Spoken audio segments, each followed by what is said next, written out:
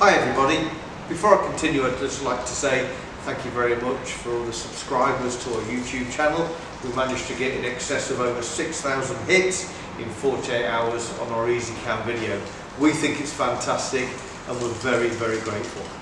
Moving on, what I'm doing today is that I'm changing the OEM battery on the R1250 GS for the latest cutting edge LiPo battery. Now I want to share with you why I'm doing this, and it's all down to weight. Here's the original battery which comes with the bike, and it's just shy of 5 kilograms. It's a hell of a lump. But what I'm changing it for is the latest LiPo battery, which is weighing in at just 1 kilogram. The difference between the two is amazing. I think it's worth sharing with everybody, because if you want to save weight on your bike and fit the latest LiPo battery technology, this is certainly the way to go. So, thanks for tuning in. I hope it's been helpful to you. Ride safe and bye for now.